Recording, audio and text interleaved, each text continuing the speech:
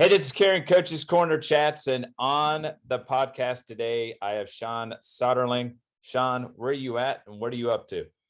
Man, I am here in beautiful 60-degree weather of Evansville, Indiana. I literally just got home because I'm on husband mode right now. Dropped the kids off with my wife. They're at a basketball game at her school, and I'm sitting here talking to you, doing laundry, and about to make dinner here later on. What is it that you do in terms of at Brescia?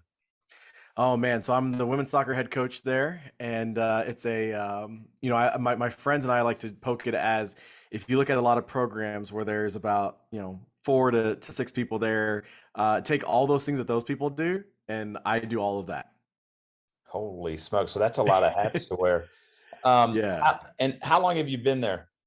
So this was just year two. We're actually approaching the 3 year anniversary coming up on March 3rd. I keep dates. It's crazy because I can barely remember my birthday and my wedding anniversary, but like crazy dates I keep in my mind, and I've always got my mind. I accepted the job on February 28th and started on March 3rd. I'll never forget that because I started on March 3rd, and 2 days later the pandemic started. Mhm. And so like everybody got sent home away. So I've always had those dates in my mind, and I'm starting to see some stuff pop up on my Facebook memories. That was kind of like me teasing that I had taken the job. And I'm like, oh, it's about that time. So yeah, 3 year anniversary is coming up here pretty soon. And it's been crazy awesome so far.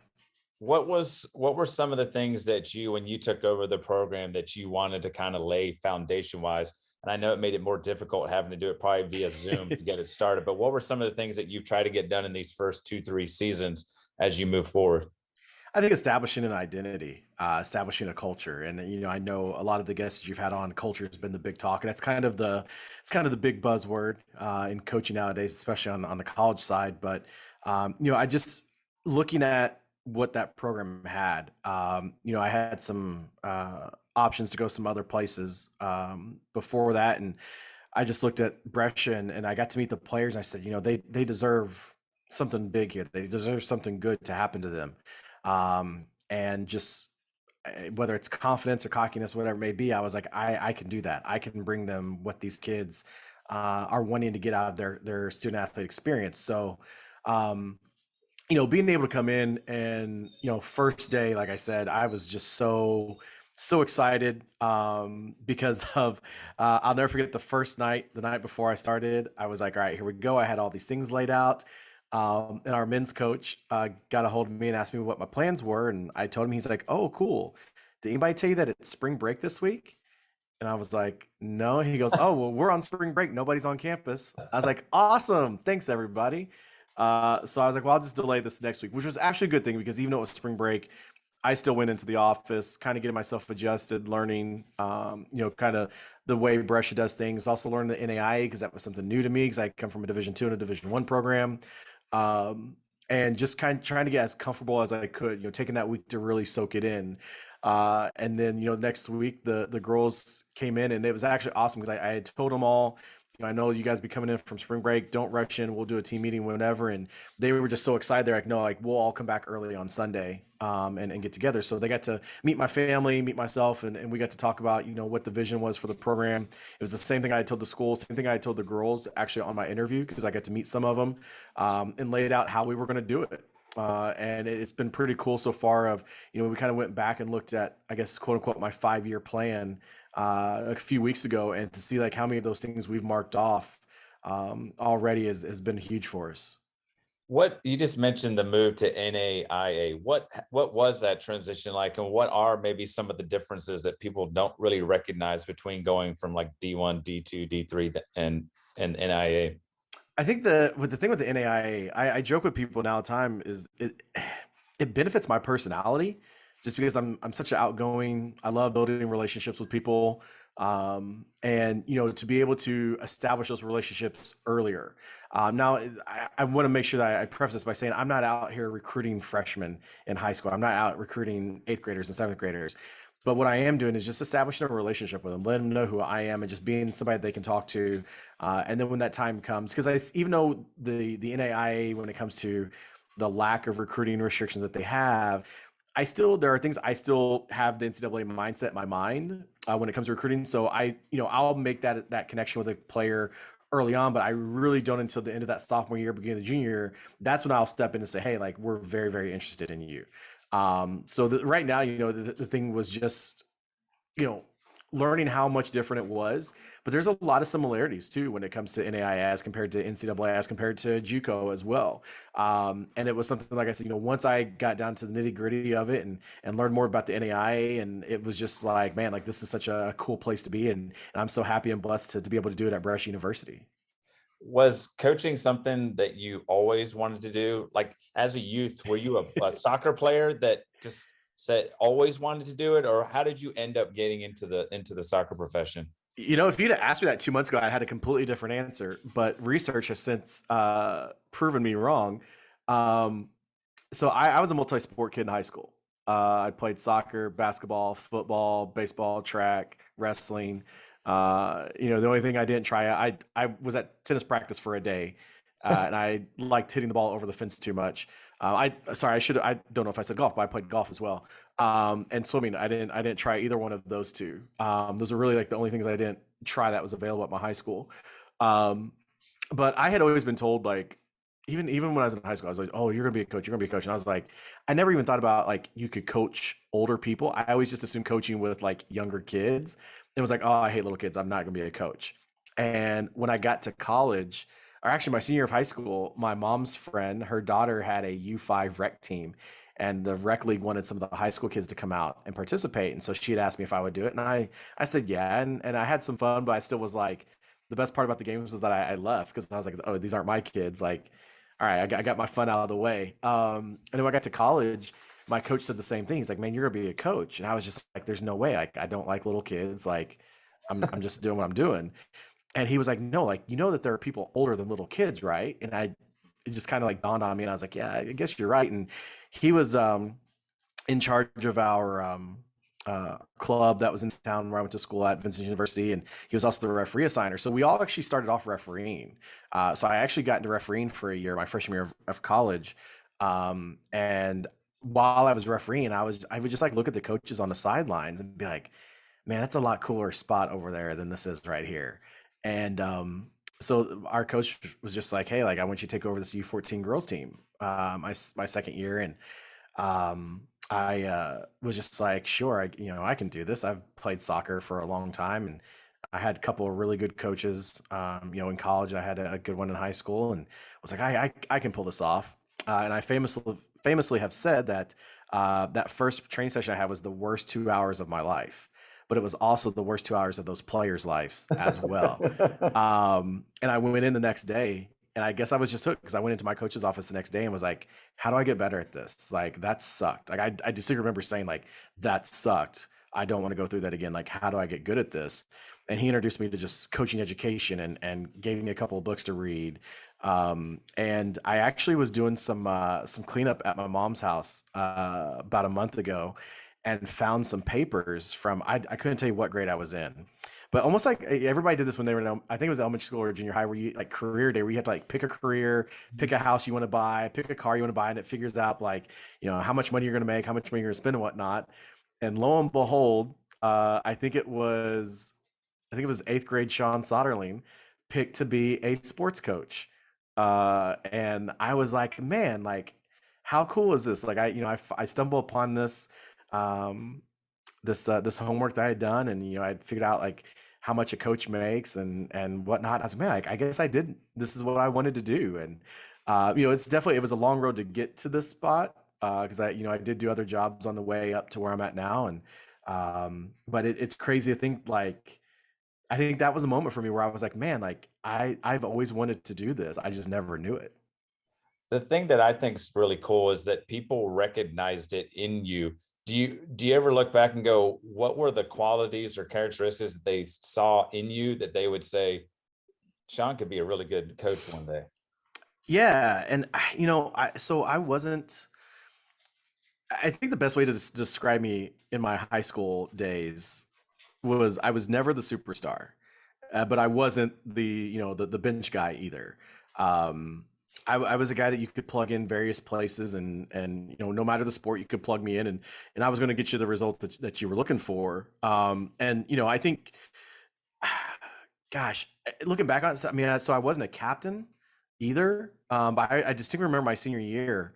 Our coach had named the captains, and I wasn't one, and I really didn't think much of it. And I remember him pulling me aside after he announced it, was just like, just because you don't have the band doesn't mean you're not a leader.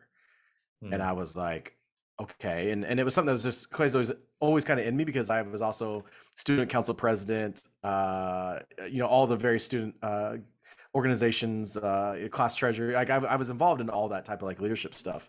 So I always felt like that was kind of something that may have made people think that maybe I could do it. But I also think I'm a communicator too. So like I was the guy who would talk during the games, and I really found my voice, I would say, my senior year of high school. I played up top my whole life, and our senior year, going into my senior year, we had graduated one of our four defenders, and our coach, I'll never forget, first day of practice was just like, we need a new center back, and I was maybe 5'6" at the time. I hit my growth spurt in college, so that's how short I was.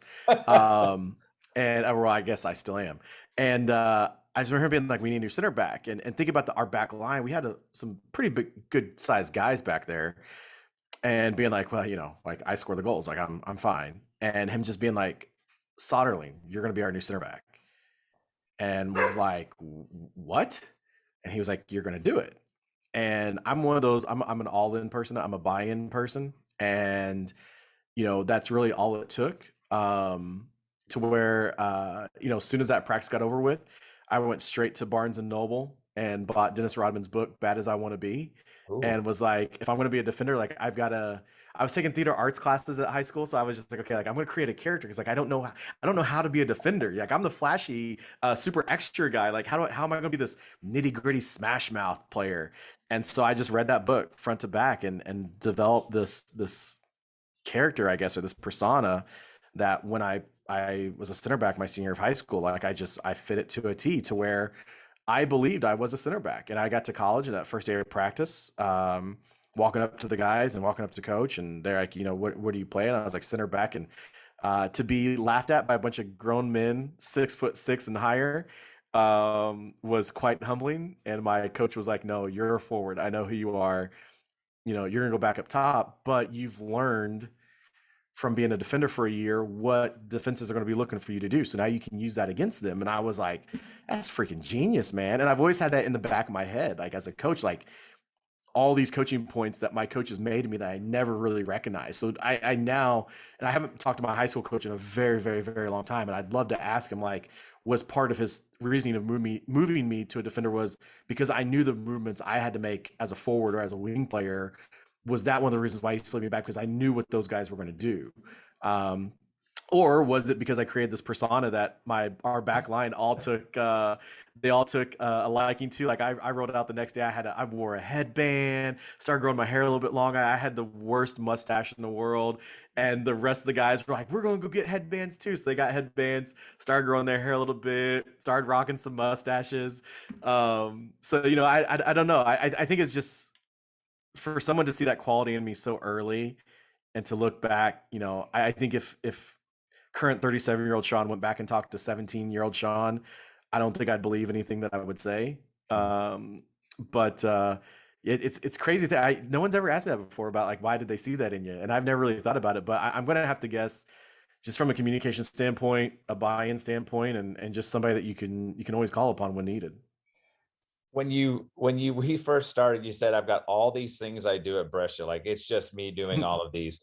Then you mentioned like every sport that you could do at high school except for a Yeah. couple, and then you're in student leadership. Have you always been a multifaceted, like just always into lots of things? Is that kind of your personality, and where'd that come from? Like our mom and dad constantly on the go, or is No, this, they or are not. you're the outlier of the group? I am definitely the gosh, I don't even know how to describe me of the family. So my parents were never together, like during my whole like existence. But I have a really good relationship with both of them. Um, My dad was a basketball player. Still upsets me to this day because he's barely taller than I think. Well, his hair is the only thing that makes him taller than me. He can still get like his elbow above a basketball rim, and I'm like, of all the things that you gave to me, like I didn't get that part. Like that's really upsetting. So my dad was a very, very, very big basketball player, and that whole side of the family are all very big basketball players. All went to the state championships in high school, played college basketball, and I didn't get that for whatever reason. Um, I think growing up in a house that, as a kid, up until I was in high school, my house was myself, my mom, my aunt, my uncle, and my grandparents. And my grandfather was a very, very big basketball player, long, long, long, long time ago. But I always found it intriguing because he was also a Southern gospel recording artist. That I remember the first time I learned that he would play basketball, and at halftime, instead of going to the locker room, he'd go up into the crowd and play in the band because he was heavily involved in the band in high school. And so I don't know if it was like that or just my family being like, go do this, go do this. Hey, go try this out, go try this out, go do this. I think it was a way of just like, I don't know. Looking back on, maybe it was a way to keep me out of trouble. I don't know. Like I didn't grow up in a bad neighborhood. I didn't grow up in a bad town, anything like that. But I think just like now that I'm 37 and my wife has diagnosed me with ADHD or ADD, I think that's probably a piece of it. To where I love being active in so many things. And I mean, gosh, like right now, coaching Brescia, handling all of our social media accounts, being the media content creator for that. I'm obviously soccer chat. I currently right now, because there's such a shortage of substitute teachers everywhere. My wife is a middle school principal, and she was like, "Hey, like in the spring season, like you're not as busy. Like it'd be awesome if you could help out at our schools." And so now I'm substituting at her school and at my daughter's school. I think it's one of those things where I'm just like I love the busyness. I actually was just visiting my grandmother a while ago, um, and she was asking about like what all I've got coming up, and she was just like, "You've always been on the go." And I think it's just I don't know any other speed than being busy at all times. And I don't I think I liked so many things that I couldn't put myself in saying just okay, I'm just going to do just this.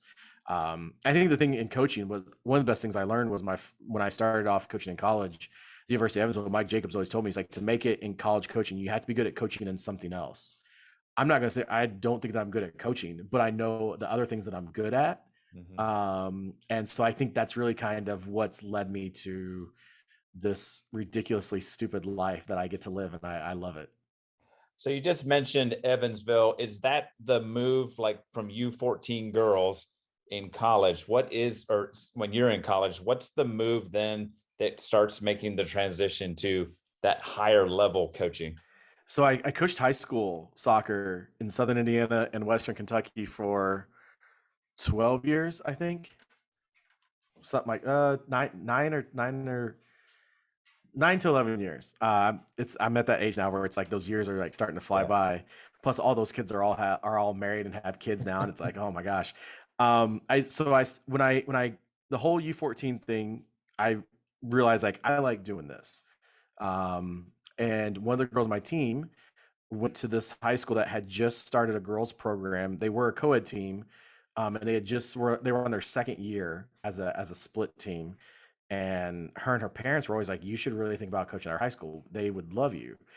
And so I just kind of started that way. I started coaching. I was the youngest varsity high school coach in the state of Indiana at the time. I was hired when I was 20, and got started and enjoyed it. I was there. I was at North Knox High School up in Bicknell, Indiana. Um, and from there, I had the opportunity to, at the time, I was still in broadcasting. I worked in radio and TV, and I had the opportunity to work for ESPN Radio, but I would have to move to Evansville, kind of near where I grew up at. And as soon as I got down there, a guy that I had coached against in club ran a soccer retail store, and I was just like, "Hey, man, like I want to keep doing this. I did it up there, and do you know anybody that I can get in contact with here?" And he put me in touch with Scott Wilson, who was at Henderson County High School in Kentucky, and Scott was the director of coaching at the Henderson Youth Soccer Association at the time, and was like, "Hey man," he's like, "We'd love to have you. Let's do a little trial where you come over and train this team, and we'll kind of make our decision from there." And so I got to the training session. It was a U14 girls team. That's kind of like the fate, I guess, of my destiny. Mhm. And the training session was awesome. And it was a team that hadn't had much success, and I guess kind of needed something fresh and new. And when I left the practice, Scott was like, "Hey, like you're the guy for this team." And so I started coaching him, and I was there for about 3 weeks. And he was like, "Hey, I want you to come to our high school team and help out." And I was like, "Sure, I'd love to." And Henderson County High School has such a historic girls soccer program, and to be a part of that was just such a cool thing. And um, I was there with Scott. I was the JV head coach, varsity assistant, associate head coach, whatever you want to call it. It was so weird because I'd never been an assistant before, and that was one of the first things. Like my first day, I just remember being in his office and being like, "I don't know how to be an assistant. I've only been a head coach. Like, I need you to teach me." And Scott Wilson is just so incredibly awesome. He was like, "I brought you in to do what you know how to do. Don't try to be something that you're not." Mm. So it was so cool just because of that whole time that I was there at Henderson County. Like, anytime there was a story in the newspaper about our games and whatnot, Scott would always say, like, we have two varsity head coaches basically on our sideline. And he trusted me with a lot of stuff, and to really help develop that program, and to push it kind of to where it's been at the last few years, with some other people who have since taken over. Just was incredible. And at some point, Scott was like, I think you're ready for your wings to fly on your own again. And I left to go back to Vincennes, and I became the Vincennes Lincoln High School boys varsity coach there. Um, a program that was kind of dear to me because it was the town that I went to college in, and a school I almost transferred to when I was in high school. I had family in that area, and was really excited. I knew a couple of the players just because they had relationships with my family that was up there, and knew that they had the opportunity to be something pretty special. And was up there. And by year two, the first week I was there, we were the grass fairies. Nobody liked us. And by the second month that I was there, all of a sudden people were like, "What's this whole soccer thing?" Because it's a very rural, good old football, basketball area, especially in Indiana. Basketball is king here. And to kind of put a pep in the athletics program there, and make that soccer team do really well, and it kind of spread throughout the whole school to where when we started having the success, you kind of saw it transpire, because I would get a lot of the kids from the other sports to come play for us, and they would take what they were learning from our program into their other sports, and you would just see that success continue to where the other sport coaches like, "Hey, who do you want now? Like, take whoever." And when I left there, my last year, we were the highest scoring team of all time in the state of Indiana. We scored 154 goals. We broke the record with like 5 games left in the regular season.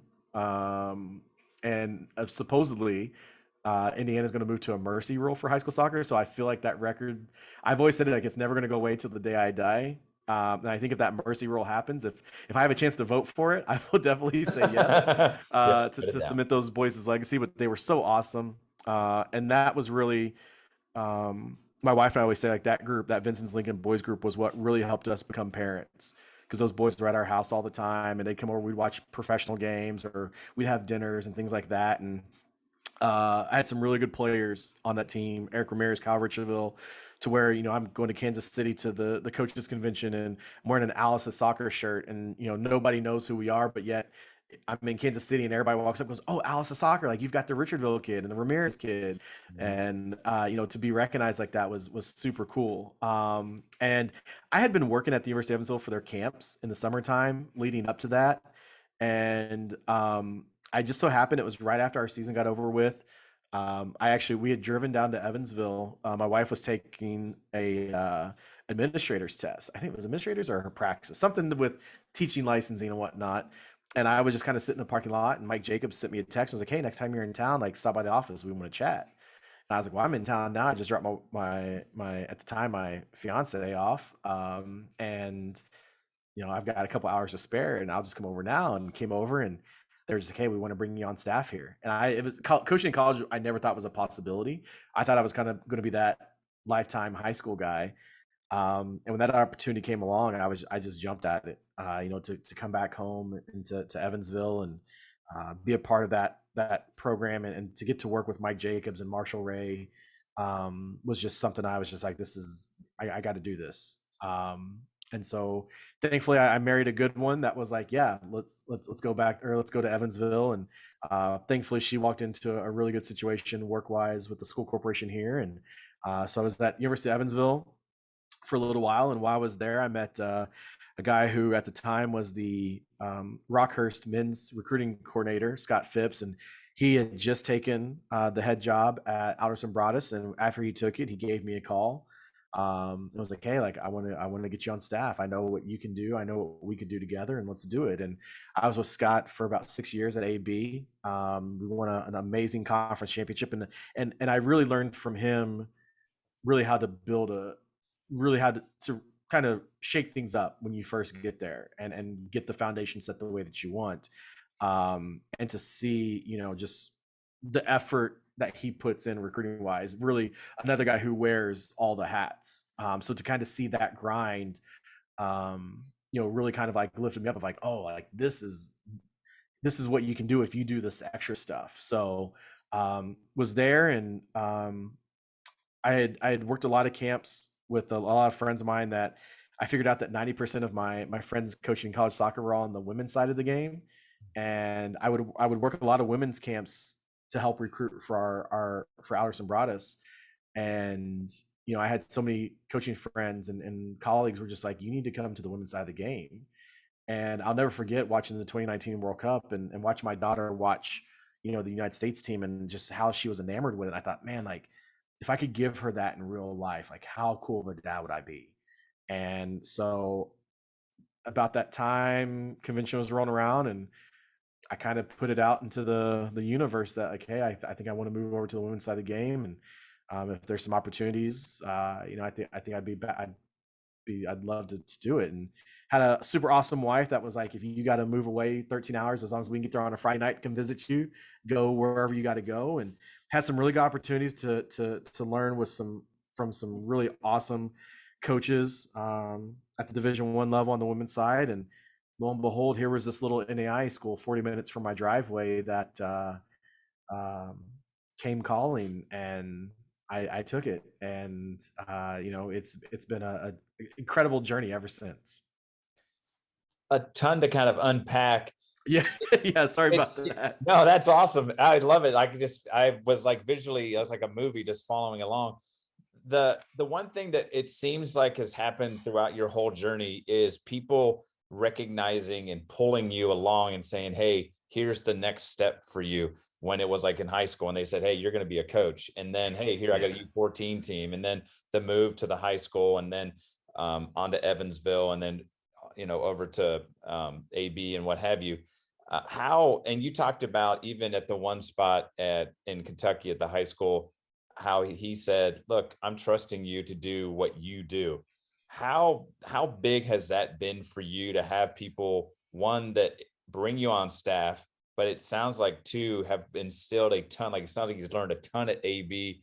I know you learned a lot at Evansville. How impactful has it been for those people to continue to say, one, here's an opportunity, but two, I've got your back. We're going to support you the entire time. It's incredible. When I got to University of Evansville, I'll never forget, Mike Jacobs tell me, one of the things that stood out to him, other than, getting to know me from coaching camps, and I had a really great relationship with Coach Jacobs, but, it's that whole other thing that you're good at besides coaching. And while I was at the high school, social media was just kind of beginning at those stages. And I had really taken a liking to it. And I had really developed the brand of Vincent's Lincoln Analysis Soccer through social media. And that's what was getting the attention across the country for our players and for our team. And the school that Vincent's Lincoln was taking notice of, like, oh, wow, like we kind of have a big deal at our school. We don't recognize that. To where, they started giving us a lot of more love than what we were getting. And, I remember Mike Jacobs saying, like, what you're doing for Lincoln, social media wise and whatnot. Like that's what we want here. So it was really kind of cool to feel like before this big boom that we've got of social media now, especially in college athletics, because it's such a cool universe that college athletics on social media is, to be able to look back and be like, man, like I can remember day one at UE saying to myself, okay, what are Division I football and basketball teams doing that soccer's not doing? Because soccer was not doing anything anywhere at that moment in time other than just like posting scores and whatever. So I just really kind of like, I'm a person, if you give me creative freedom and that creative control to just let my mind do what it does, you're going to get some really awesome stuff. And I just saw it pop in my memories a while back of, I made this Aces National Signing Day at the University of Evansville, like a movie trailer. And I had all the coaches and we had like the credits and, just like made ourselves just look super, super cool. And I like still this day, I'm like, man, like how do we do that? But looking back now, like how much content or how much media has changed and what you can create, I'm like, oh, that was so bad. Like I would totally make a better version of it now. But I think that was the thing that kind of, I feel like anybody who knows me or anybody who employs me, works with me, I guess my wife would say anybody who lives with me knows, like if you just let my mind do its thing, or just tell me what you're wanting, and then just let me think of it and come up with the idea. I guess really the perfect example is the social for coaches of female athletes at the United Soccer Coaches Convention. That was honestly just me opening up my mouth, being an idiot to Becky Burley, and like 3 weeks later, getting a call from her saying, "Hey, your idea that you had, we really like it. We're going to use it." Thinking that they were going to use it the following year because they had already made these plans for how they were going to do social, and she was like, "No, we're doing it this year." And I was like, "Oh, cool." And she was like, "And by we're doing it, I mean you're doing it." And I was like, "Crap, convention's in like 4 weeks." I came up with this huge idea to make this thing like a Tonight Show type thing. Like, holy crap, okay. And and the kind of the cool thing is like Becky and obviously I gotta give shout out to Nick to Rizzo from Soccer Chat as well. Like they're really good about like, hey, here's an idea, or hey, Shaun, what do you think about this, or what could we do here? That's really like, Nick's big thing is like, Shaun, just come up with something, and Becky's thing is like, come up with something because it's going to be great. Um, so I think that I think it's just one of those things where if you trust in, I hate using the phrase, but like if you if you really believe in something, you can make people feel it. They're going to buy it forever. And I think one of the things that I try to do with the content I create is to get people to feel it. And it's like with recruiting, I don't do phone calls. Like I do Zoom calls or FaceTimes because I want recruits and their families to see my face. And when I talk about our program, I smile from ear to ear so much that my jaw hurts. And I want them to truly see and feel our program. And it just I don't know. It's weird talking about because I never really talk much about like the social media side of it, but I'm just very lucky that the people who have been placed in front of me and who have got me to where I'm at were all people who, for whatever reason, trust what I do and just saying, hey, like we know this is what's going to work. And um, that was kind of the same thing. Brescia, when I got the job there, the AD at the time was like, your background speaks for itself, your recruiting background speaks for itself, like that's what we want here. So I'm a very happy product of people trusting me to kind of do those things that they allow me the creative freedom to kind of come up with the ideas and then get it out to the masses. Where did you mention Soccer Chat? Where did that come about? What came up with this? Hey, like what was it initially, and then how did it morph into, hey, once a week we're going to do a hashtag, we're going to find questions that we see on the internet or on Twitter and what have you, and use those. How did this whole thing come about, along with like the podcast side of things? So anybody knows me knows I'm a multi-sport fan as well. So I follow a lot of coaches from other sports online, and a guy who's currently at Virginia Tech, Derek Jones, used to be at Duke University, and I would always like have Twitter conversation with him because I'd see something he posts, I really liked it, and I'd be like, hey man, like how can I turn this into a soccer thing? And I just really liked what he did, and one night he posted something, I responded to it, And all of a sudden I start getting all these like crazy replies and like, oh, like, do you really think that? And I'm like, yeah. And oh, like, can you go in further detail about it? And next thing I know, one of the people who responded to me said, well, are you an offensive coordinator or a defensive coordinator? And I was like, what? And next thing I know, I was roped into this hashtag chat for Texas high school football. And that's because I just responded to something of Derek's, and he was like the guest host for it.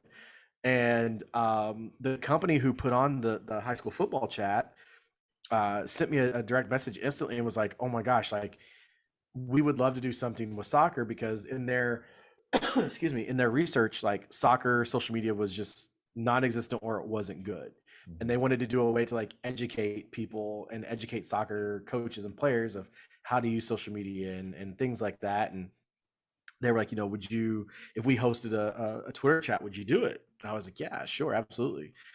So they did a Twitter chat a few weeks later, just specifically for soccer, and called it Soccer Chat. And it literally started one week and it just kept going, to where, again, my brain just was like, there could be something more than just this Twitter chat every week. And I had like 5 failed podcasts before that.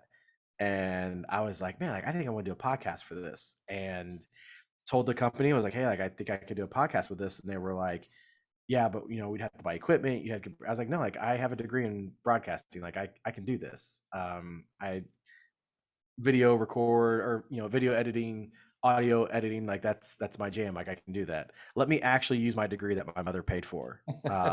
And they were like, if you want to do it, do it. So I just thought to myself, okay, like, what do I want this to be like? And I was like, I need a co-host.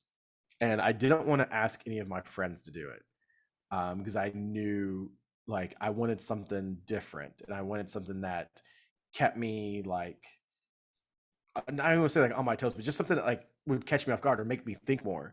And so Nick was somebody who literally, like, the very first ever Twitter chat, like, responded, and I just kind of built this like month or so Twitter friendship with Nick. And I just got into his DMs one day and was just like, hey man, like, I'm going to do a podcast for Soccer Chat. Would you want to do it? And I'll never forget. He was like, I don't know what a podcast is, but sure, I'm in.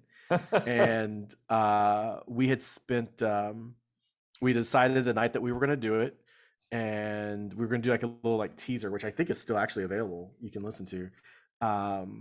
And it took us until 2:30 in the morning to figure out how to record, because at the time it was like trying to record from the internet and in a meeting room, things like this.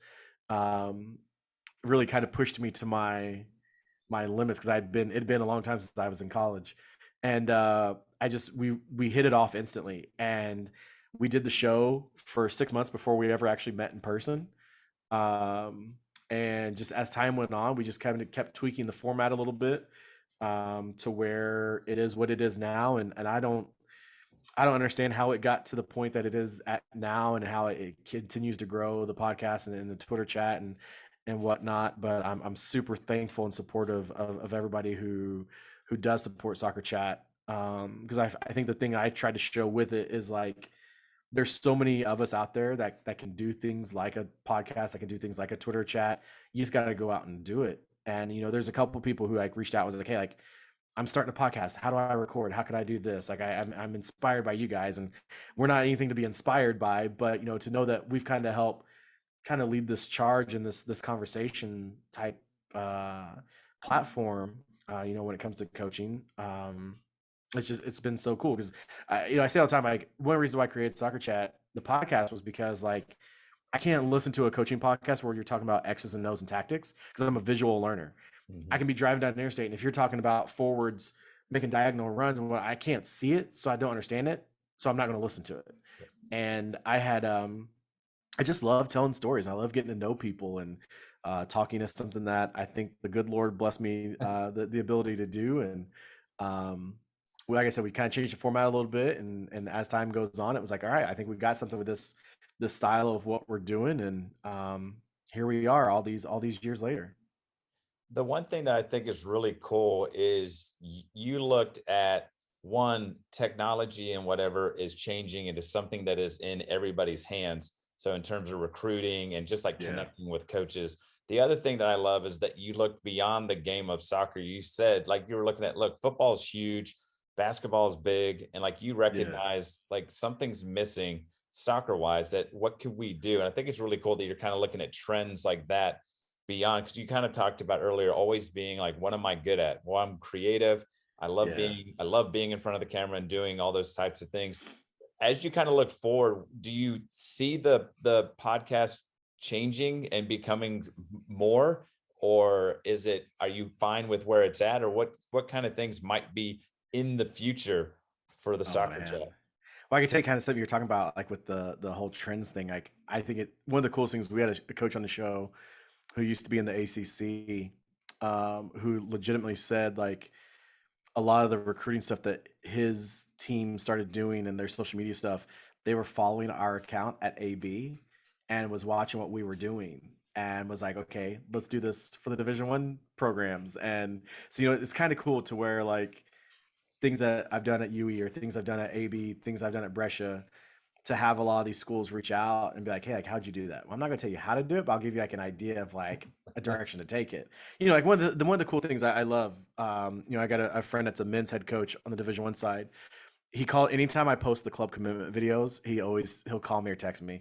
I freaking love it. That's my favorite post on all of social media is the club commitment. And I just love it. I love it. And one of the last times he called me, he was like, man, he's like, do you think that could work at the Division 1 men's level?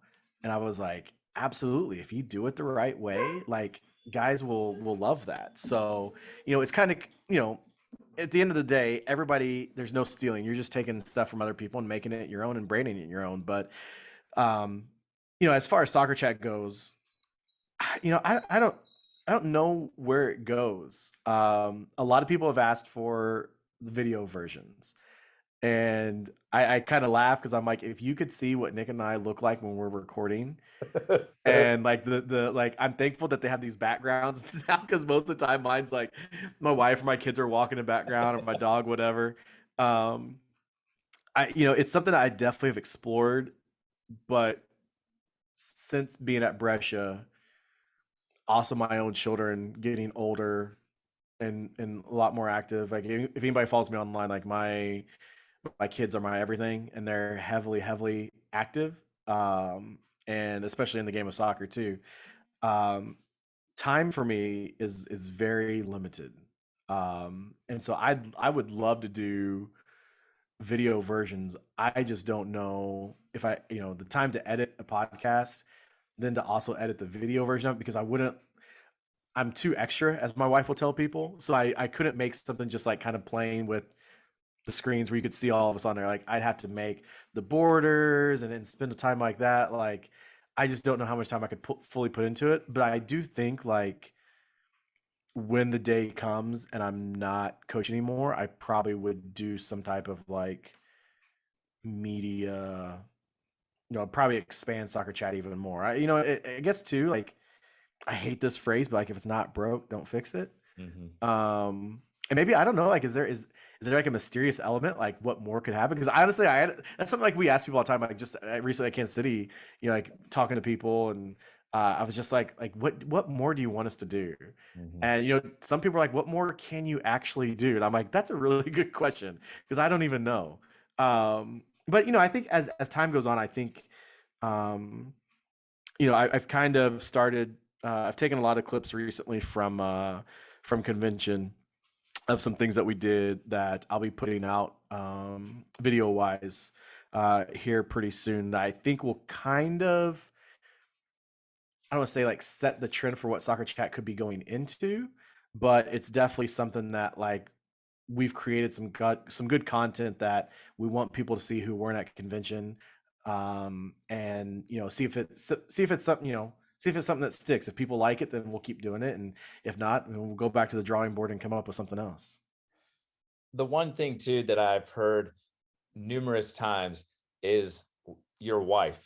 How does she fit into the equation? You talked about earlier with the high school boys, like it was like almost like she was the mom of the boys when they Yeah. were over. How big has she been? One, clearly she's been supportive with you in terms of making moves from one side of the country to the other and to here. Um, but also in terms of supporting and being a part of Brescia and all that stuff, how impactful has she been in the whole equation of Shaun and his coaching? Gosh, I don't deserve my wife whatsoever. She is I've said this from the moment we've been an item. She is the absolute best in the world. Um, you know, she sometimes my ideas and my dreams of things can stress her out. But one of the things that I think she had made a post a while back, that was something about like I come up with a dream, I come up with an idea, and like I don't care what happens, like I'm going to get to it. And the fact that she has supported me so much to where like teaching high school and being like, oh, I think I just want to coach soccer. That's all I want to do. Oh, I'm going to go take this, this volunteer position at a Division I school and just make camp money. And her being like, yeah, go do that. When 99% of the time, anyone would be like, no, like you need to have a job in order for this to work. And I think what really helps um, is my father-in-law was a football and baseball coach in high school and won some state championships down in Texas. And him having her around like his practices and being a part of the teams and stuff like that, I think kind of helps out on this end. But at the same time, like she was an athlete, she should have been a college athlete.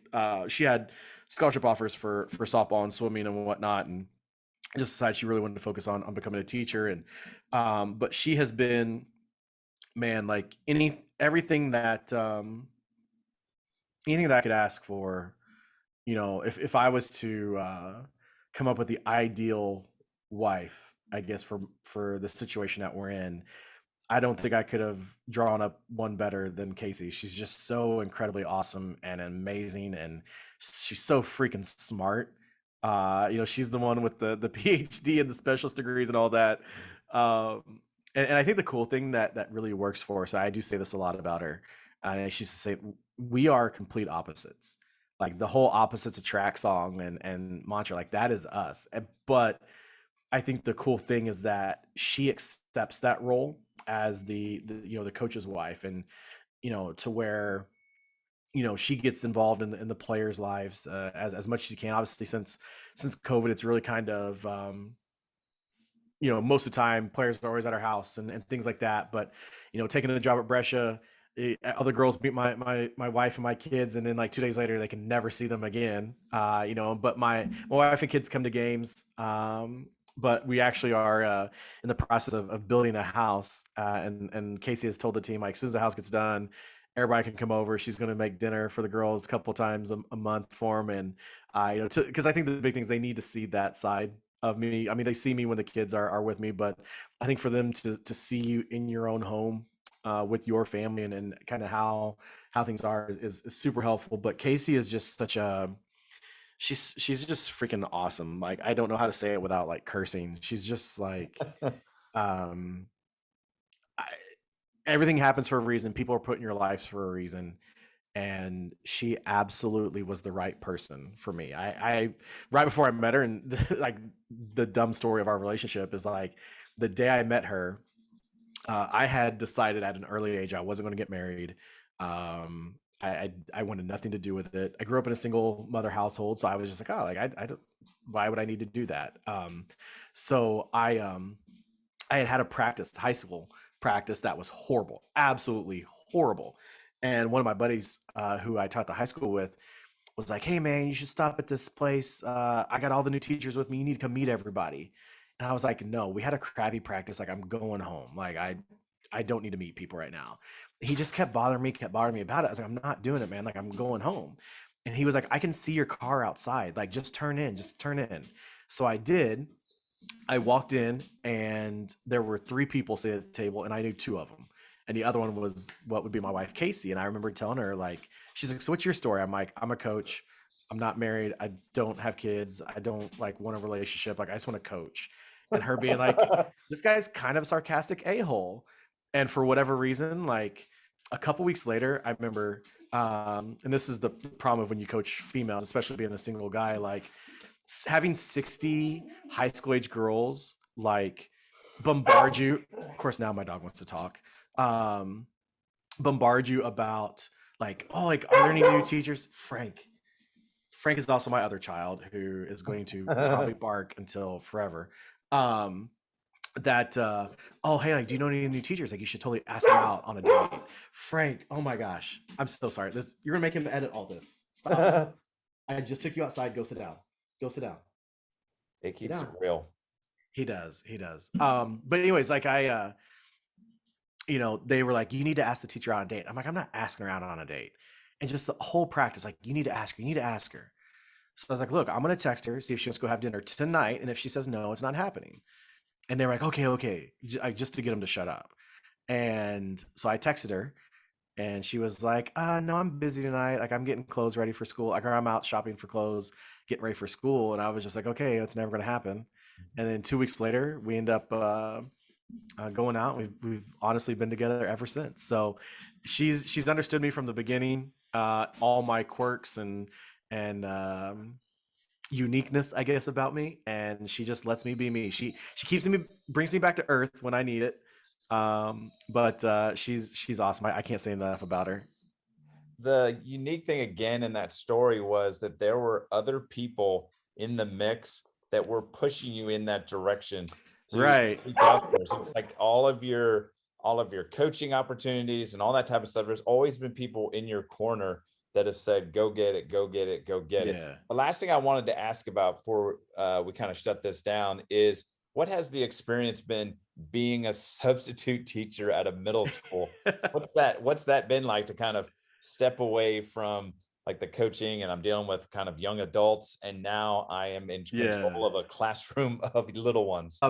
So I have experience in classroom. I taught high school for a while, and there was a time where, um, the high school I was coaching at, Vincent Lincoln, did not have the course I could teach. So I was a substitute teacher, and filled in for my aunt, who was an elementary school teacher. My wife was a high school teacher. And so just classroom has always been something that's been in me for probably the last 12, 13 years. And there's just, it was kind of like a challenge I want to put out for other coaches, because I know our spring seasons are, depending on where you're at, our spring seasons are fairly minimal compared to our falls. And there's just such a big need, for substitute teachers, not just where I live at, all over the country. Like, I hear about it a lot. I know, like, my wife is a middle school principal, and there's only 3 days this year that she hasn't had to fill in for a teacher, and not just fill in for one, but have to pop from room to room to room. And I can remember the her just being like, hey, like, it'd be really cool if you could substitute. And I thought to myself, well, why can't I? There's obviously a need for it, and I can sacrifice a couple of days of my week, to help out. And again, it's all about, I don't know. I have the soft spot. Like the same thing with the Brescia team. Like, I have to help people. Like, it's just my thing. And so I'll never forget the first day that I got back in the classroom. I was at my wife's school, and the school district, she's in the biggest school district in the state of Indiana, and they had 75 openings that day, for substitutes that they couldn't fill. And I know how many buildings, I know how many short her building was, how many my daughter's school was. So it was important for me to try to give back, to help the teachers, just because of, I've been there before, and I know what they're going through. And just to be able to, it's kind of crazy, because, like, when I'm in the classroom, I've only been doing it for like the last, I think, 3 weeks or something like that. Um, how many teachers that, like, even the people I don't know, like, walk into the room, they're like, man, thank you so much for doing it, for coming in. Like, you don't understand, like, how much that helps out. And I always kind of joke with people, like, when I'm at my wife's school, like, she knows how to stretch me too thin, to where she'll be like, okay, hey, so you're going to be PE for all these periods, but there's 2 periods where I need you to go fill in here and go fill in here. And I'm like, oh, well, aren't those like my plan periods and my, like, group meeting periods? She's like, yeah, you're not doing those. You're going to go to this classroom, and you're going to fill in here, and you're going to go over here, fill in. And if you get some spare time, go pick up some lunch and bring me some back. I'm like, okay, I can do that. But it's also a cool way to, I've worked in a couple schools with my wife before. and as much as I joke about I don't like working not just along with her, but I don't like working for her because that's a job that I will never be able to retire from. I really do kind of enjoy being around her, and I think just to as coaches, especially in a college game, like in our falls, I mean we're gone so much, and that's something I've really made a commitment because the first year and a half at Brescia, I was just gone all the time, and then I'm still gone a lot more than what I would like. But I really made a commitment to the spring of being around my family more, spending more time with my wife. I've really kind of based my schedule for this spring based off of my daughter's games because I missed so many of her games this fall. I only got to go to two of them, and she's doing a really awesome thing playing for Racing Louisville's academy team, and so to be able to make that hour and a half hike to go watch her play with some incredible players and to watch her grow. I was just like, I've got to be a part of that this spring. And so, just I find that, we've got the time, but let's do it to help. And it was super cool because when I posted that I was doing it, I just made a comment. I was like, hey, coaches, like I'm challenging you.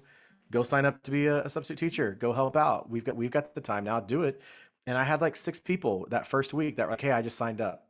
And I was like, that's so cool. So like I want to see if I can keep it going and see how many of us, because I mean schools need our help right now, and whatever we can do to help them out.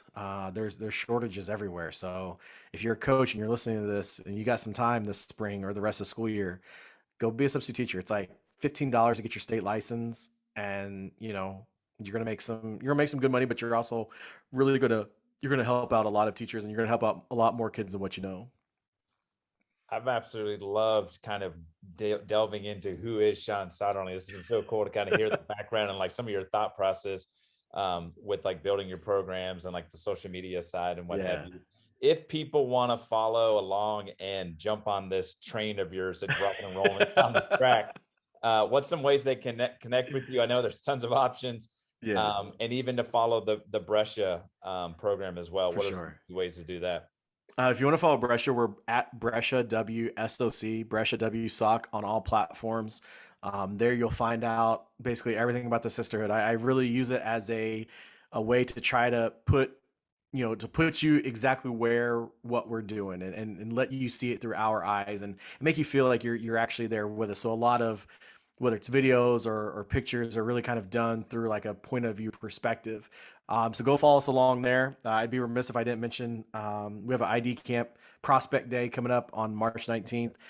We're excited about it's really, I think it's the school's first one that they've done, and we've got a lot of awesome science. We've got kids from Florida coming in, from Alabama coming in. It's been really cool to see the excitement about Brescia. And I think that's where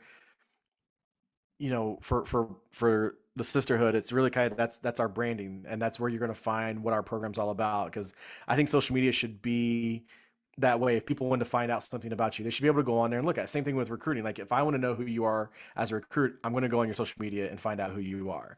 And sometimes that's not a good thing. But so you can follow us at Brescia W Sock. I'm also, for myself, it's Coach Soderling on all platforms. And I will just give you a warning. I think I'm the worst soccer coach to follow because it's not soccer all the time, and like every post is not soccer. But at the same time, like I said, it's a personality thing. Like if a kid wants to come play for Brescia, like I want to know more about Coach Soderling, you're going to find everything out about me. You're going to see, you'll see soccer posts, you'll see a lot of sports posts, you'll see some music posts, you'll see a lot of posts about my kids, and you'll see some pro wrestling tweets as well. That's my little vice. But follow me along, Coach Soderling at Brescia W Sock, and also Soccer Chat. You can follow along at Chat Soccer. There's no E because some dummy took Soccer Chat and they never use it. So it's SOCCR. You can get our podcast on all platforms, wherever you get your podcast from. And I want to thank you for letting me on. I've done like a couple of other podcasts, and it's so weird being on this side Mhm. of it, which is crazy because like I don't really talk much on well, I don't want to say I don't talk much, but like on the other one, like Nick really does a good job of like driving the questions, and I just kind of like pop in and do a little ad lib here and there. So I always hate, I kind of say like I hate when people are like, what questions should I prepare for? And I'm like, there's like we just talk, like there's no question to prepare for. And honestly, like on my way home today, I was like, man, like I got like 45 minutes till we do this. What could he possibly ask me? So like in the car, I'm like going through like, oh, he might ask me about this. What answer would I bring up? Or this, and this. And that's how my brain works. Like, so if people were wondering like the creative process, you literally just heard it like in the last 2 seconds. Um, Same as like the night before Kansas City convention, I was like, oh, like I want to do this thing for Becky, and I was sleeping, and I had this tune in my head, and I was kind of humming along to it, and I just like woke up at 11:30, knowing I had to leave at like 6 in the morning the next day to go to Kansas City. And I just woke up at 11:30, turned my laundry room into a music studio, and recorded the song for a video that we did for Becky Burley.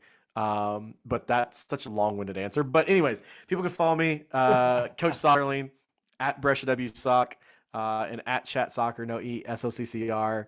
But I want to thank you, man, for letting me come on here and enjoy what you're doing. I love the different takes, the conversation. I really love the conversation shows a lot more than I do the tactical wizardries and stuff like that, because I suck as a coach. So like the tactic stuff don't mean nothing to me.